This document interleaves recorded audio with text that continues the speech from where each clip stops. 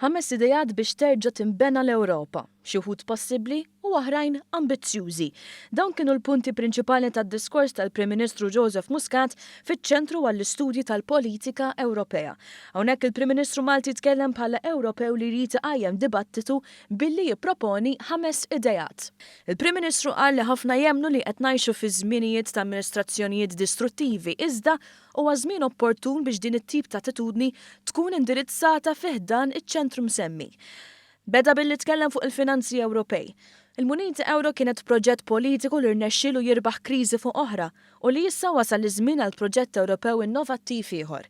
Għalhekk regolaturi fis-settur finanzjarju Ewropew għandhom iniedu mekkaniżmi ġodda li jipproteġu l-konsumatur u jpoġġu l-Ewropa fuq il-mappa bħala post naturali għall-investituri, qal il-Prim Ministru.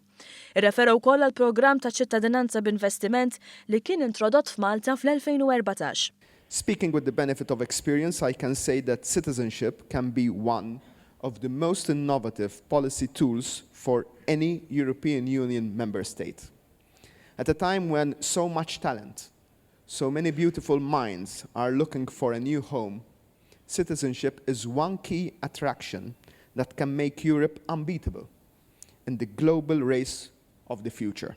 Il-Prim Ministru qal ukoll li l-fenomenu tal-globalizzazzjoni ma ġabx biss opportunitajiet ġodda, iżda anki inugwaljanzi ġodda. Now it is the time for Europe to show it gets it by agreeing to a European Social Pact that has to be the cornerstone to a social union aimed at promoting all types of equalities and social mobility. Naturalment il-fenomenu Brexit ma setax ma jkollux sem fid-diskors fi Brussell. Il-Prim Ministru spjega kif il-miżata li r-Renju Unit se jkollu jħallas mal-ħruġ mill-Unjoni Ewropea hija diskussjoni qalila li bħalissa qed issir f'Westminster.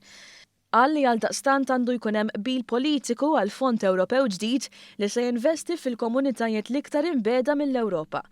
Il-Prim Ministru għalaq l-indirizz tiegħu b'referenza s-sitwazzjoni fit-Turkija, fejn qal li l-Ewropa għandha tiddiskuti l-kapitli tal-libertà tal-espressjoni, id-drittijiet tal-bniedem u anke l-ġustizzja ma' dan il-pajjiż.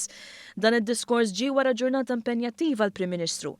Dan hekk kif kienet jieħu sehem fid-diskussjonijiet man-negozjant ewlieni għall-Brexit Michel Barnier u laqa l-mistoqsijiet tal-parteċipanti fil-laqa li saret fih dan iċ-ċentru għall-istudji tal-politika Ewropea.